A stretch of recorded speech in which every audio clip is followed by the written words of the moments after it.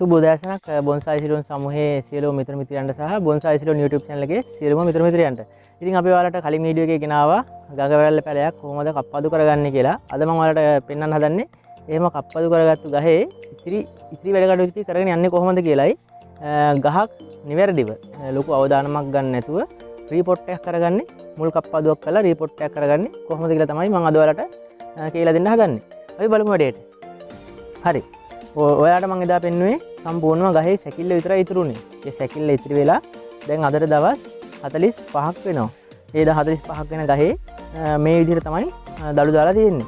ඉතින් ඔයාලා හොඳටම දැනගන්න ඕන දෙයක් තමයි මේ බොන්සායි මේ ගස්වල පැඩ් හදනකොට අපි දල්ල තමයි ඉවත් කරන්නේ. දැන් ඔයාලට මම පෙන්නන්නම් දළු දෙක තුනක් ඉවත් කරලා මේක දැන්ට මම මේ කප්පදුව කරලා තියෙන්නේ. මේ වගේ මේ තියෙනවා මෙන්න මේ වගේ චූටි අගිසි. මේ ගඟවැරැල්ල වල මෙන්න මේ අගිසි තමයි අපි කපන්න ඕනේ. එතකොට තමයි ඊළඟට ආයෙ ලස්සනට අතු වෙන්නේ. මෙන්න මේ අගිසි ඉවත් වුණා නම් ඇති. ඉතින් ගොඩ දෙනෙක් වීඩියෝ එක කරාට ඔයාලට සමීප ඡායාරූපයක් හම්බෙන්නේ නැහැ. අද මම ඔයාලට පෙන්නන්නේ සමීප ඡායාරූප. බලන්න මේ අගිස්ස දිහා බලන්න මම ඔයාලට ලං කරලා පෙන්නන්න. මේ ගහේ මෙන්න මේ අගිසි තමයි ඉවත් වෙන්න ඕනේ. මේ අගිසි කැපුණා නම් ඊළඟට හරස් අතු ලියලා නිකම්ම. මේකේ මේ වගේ කප්පදු 5-6ක් යනකොට නිකම්ම මේකේ අතුවල පිරීලා ලස්සනට පෑඩ් එකක් විදිහට පේනවා. දැන් ඔයාලට එදා මම පෙන්නපු වීඩියෝ එකේ කැලක් මම ඔයාලට සයිඩ් එකෙන් පෙන්නන්නම් උඩින්. එතකොට තිබ්බ සැකිල්ලයි දැන් ඒකේ කොළ දාලා තියෙන විදිහයි. බැලුවාම පැහැදිලි වෙනසක් තියෙනවා. ඉතින් මම දැන් මේ දැනට මේ ගහ ඊටෝලා අවුරුදු 2කට ආසන්න කාලයක් වෙනවා. ඒකෙන්ද මම ඔයාලට කලින් වීඩියෝ එකේ පෙන්නුවා මේකේ මූල පද්ධතිය තියෙන විදිහ. දැන් අද මම ඔයාලට පෙන්වන්න හදන්නේ ලොකු අවධානමක් ගන්න නැතුව මූල පද්ධතිය ඉවත් කළා ආයෙ ගහ හිටව ගන්න විදිහ තමයි පෙන්වන්න හදන්නේ. ඉතින් අපි බලමු මේ වැඩ කටයුතු ටික කොහොමද කරගෙන යන්නේ කියලා. හරි. මම දැන් ඔයාලට පෙන්වන්න හදන්නේ මේ ගඟවැරල් නිර්මාණය මම කරලා තියෙන්නේ වින්සෙප්ට් විදිහට තමයි මම මේ නිර්මාණය කරලා තියෙන්නේ. හැබැයි මේකේ පොඩි අඩුපාඩු වගේක් තියෙනවා. මේකේ තාම බොන්සායි වෙලා නැහැ. වෙමින් පවතින බොන්සායි විදිහට තමයි ගන්න පුළුවන් එන්නේ. මේකේ පොඩි අඩුපාඩු වගේක් තියෙනවා. ඔයාලා නිර්මාණය කරනකොට ඒ අඩුපාඩු කරන්න එපා. මේ අඩුපාඩු වෙන්න හේතුව තමයි මම මේ පැලේ ගොඩක් දුර පළාතක නම් අරගෙන ආවේ. ඒ අරන් එනකොට අත්තකට හානි වුණා. ඒක හින්දා මට මේ පැත්තේ අත්ත කපන්න සිද්ධ වුණා. ඉතින් මේ වගේ ගහක වින්සෙප්ට් එකට ඔයාලා හදා ගන්නකොට මේ පැත්තෙන් තියෙන ගස් වල අතු කපලා ඉවත් කරන්න එපා. ඒවත් පුළුවන් තරම් මේ පැත්තට නමා ගන්න උත්සාහ කරන්න. ඉතින් දැන් මගේ මේ වින්සෙප්ට් එකට හදාගෙන ඉක නිර්මාණය දැන් කරන්න පටන් අරන් අවුරුදු 2ක් වෙනවා කියලා මම ඔයාලට කලිනුත් කිව්වා. ඉතින් අපි මේකේ ඊළඟ රිපෝට් එකට යමු. මම මේක රිපෝට් එක සඳහා ගන්නේ සාමාන්‍ය ගෙදර දොරේ වලට හොයාගන්න පුළුවන් කළු පස් කියන එක. මේක නම් මම පොඩ්ඩක් අර කුකුල් දැලෙන් හලලා තියෙන්නේ. මොකද ගල් ලොකු ගල් අනම්මනම් තියෙන ටික ඉවත් කරගන්න මේ පස් ගන්න පුළුවන්. ඊට පස්සේ ඔයාලට ගන්න පුළුවන් ඒ පස් වලට අමතරව ඔයාලට ගන්න පුළුවන් එළුබෙටි නැත්තම් ගොම්බෙටි. මම මේ දෙකම පාවිච්චි කරනවා මේ දෙයට. එළුබෙටි කුඩු කරපුවයි ගොම්බෙටි. ඉතින් වෙනිදා වගේම ඔයාලට කිසි වැඩ කරන්නේ නැති චැටිය තමයි මම අදත් පාවිච්චි කරන්නේ මේ කාර්යය කරන්න. ඊට පස්සේ මම ඔයාලට ගන්නවා ගල් අඟුරු. සාමාන්‍ය වලට අඟුරු ගන්න තියෙනවා නම් හොඳයි. නමුත් මට හම්බුණා ගල් අඟුරු වගේක්. ගල් අඟුරු කුඩු. මේක සෑහෙන්න හොඳයි. නිර්මාණ වලට මේ ගොඩක් ඔයාලගේ පිටරට වීඩියෝ බලනවා නම් ජපාන් වීඩියෝ වල කියලා දෙන්නවත් ඒ වගේත් ගොඩක් තියෙන්නේ මේ වගේ පාෂාණ කෑලි තමයි ගන්නෙ. ඊට පස්සේ මම ඒක නෝමල් පොඩිම එකෙන් හලාගත්තු හීනියට හලාගත්තු එකෙනුත් මම ටිකක් දානවා. දාලා මේකට දා ගන්නවා අනාබු පස් එක. පස් එක කියන්නේ ගෙදර වත්තෙන් හොයාගත්තු කළු පස් එක. මේක තමයි මම ඔයාලට මූලිකම මාධ්‍ය විදිහට මම පාවිච්චි කරන්නේ. ඉතින් ඔයාලට පුළුවන් ඔන් කැමති විදිහට හදාගන්න. මම මේ සඳහා මේක විතරයි පාවිච්චි කරන පස් මාධ්‍යය. ඔයාලට උන්නම් මේ උඩ ස්තරය අයින් කරන්න නැතුව වැඩේ කරගන්න පුළුවන්. ටිකක් පළපුරුදු කෙනෙක් නම් මේ උඩ ස්තරයත් ඉවත් කරලා ගන්න පුළුවන් රිපෝට් එකේදී. ඒ වුණාට දැන් ගොඩක්ම අපිට ගහ ආරක්ෂා කරගන්න ඕන නම් ගහේ යට ස්තරයෙන් අයින් කරා නම් ඇති. ඔයාලට පේනවා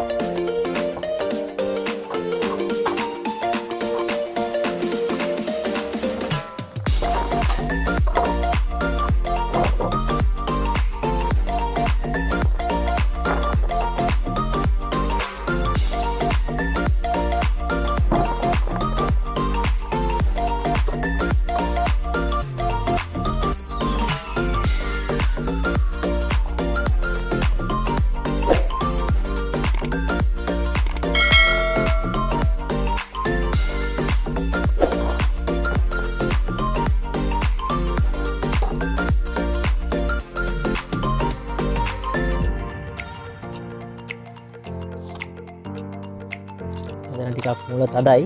මේකට මම යොදා ගන්න හදන්නේ කීයද මේක කපලා අයින් කරගන්න.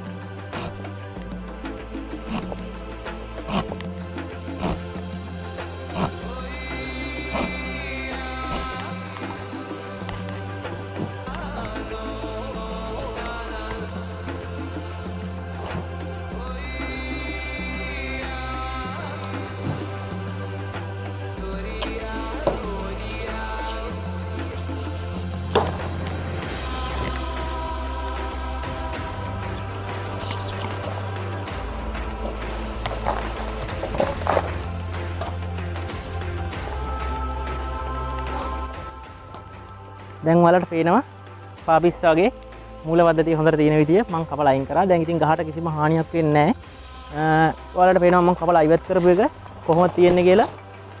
පාපිස් වගේ මේ මම කලින් දාපු දැල් කෑලි ටික මම මේකේ දැල් කෑලි 4 විතරක් නැවත ගන්නවා.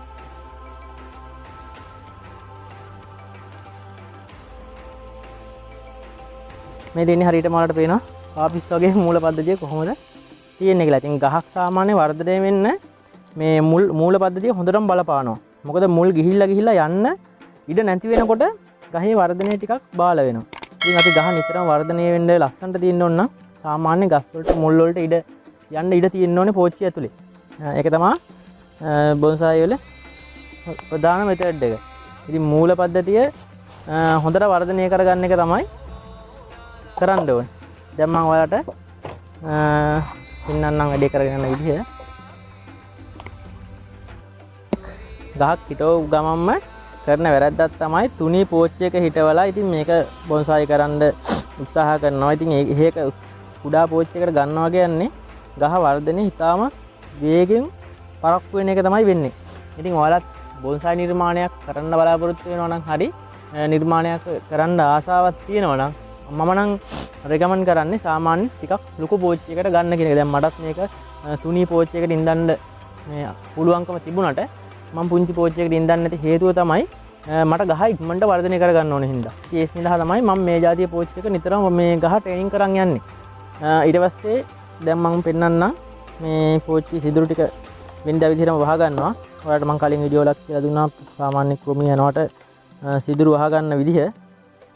මම හිතන්නේ ඒක ආයි නැවත කියලා දෙන්න ඕනේ කියලා.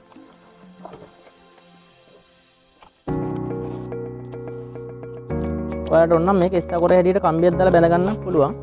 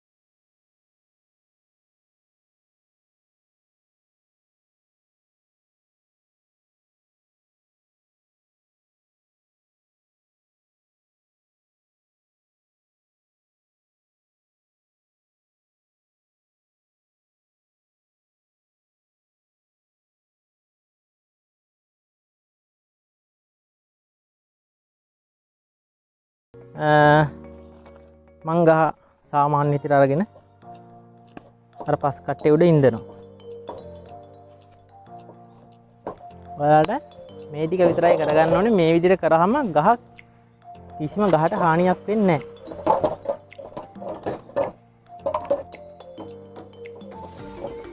ඔයාලට තා පුළුවන් මේක වටෙන් ටිකක් ඉවත් කරගන්න.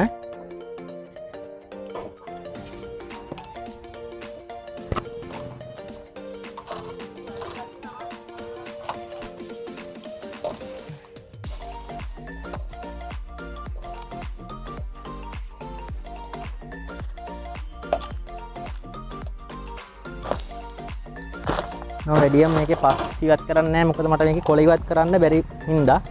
මොකද ගොඩාක්ම පස් ඉවත් කරොත් කොළ ප්‍රතිශතය අඩු කරන්න වෙනවා ගහේ. මම මේ ගානට විතරයි ගහ අඩු කරගන්නේ. ඊට පස්සේ කරන්න ඕනේ දේ මම පෙන්නන්නම්. වීඩියෝ කට් කරන්න. මම ඔයාලට කියන්නේ අර සාමාන්‍ය හලා ගන්නකොට දැලේ උඩ ඉතිරි වෙන මේ තියෙන චූටිම දැලෙන් හලාගත්ත ඉතිරි වෙච්ච කොටස. ඉතින් මේ හැම නිර්මාණයක්ම පාසි අල්ලන්න කලින් මේක තමයි හරියන්නේ. ඉතින් මං මේ වගේ හලාගත්ත ඉතිරි ටික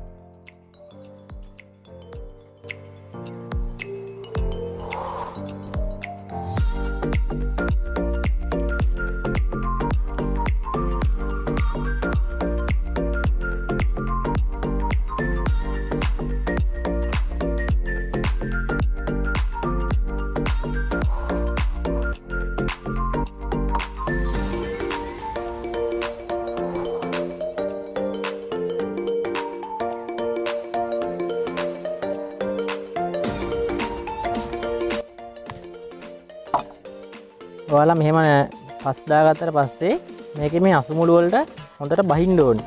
ඒකට ඔයාලට පුළුවන් වටේට පොඩි තට්ටුවක් දාගන්න. නැත්නම් මේ සීනි උලකින් යනගෙන යන්න පුළුවන්. ඔයාලට තට්ටු දාදී තේරෙනවා යටට බහිනවා. මේ බහින්නේ යට හිඩස් තියෙන හින්දා. මොකද යට හිඩස් තිබ්බොත් ඒකත් වර්ධනයට බලපානවා. ඔව්. දැන් හොඳ තුනියට බහැලා තියෙන්නේ හැම අස්සකටම මුල්. ඔයාලට මේ විදිහට රිපෝට් කරගත්තාම ගහ කවදාවත්ම මැරෙන්නේ නැහැ. ඒ කියන්නේ ඔයාලට ඉතා සාර්ථකව ගහ වර්ධනය කරගන්න පුළුවන්. දැන් ඊළඟට මේකේ ඉතිරි මාස 6-7 දී ඉක්මනට ගහේ ශීඝ්‍ර වර්ධනයක් වෙනවා. මොකද මුල් වලට යන්න හොඳට ඉඩ දින හින්දා.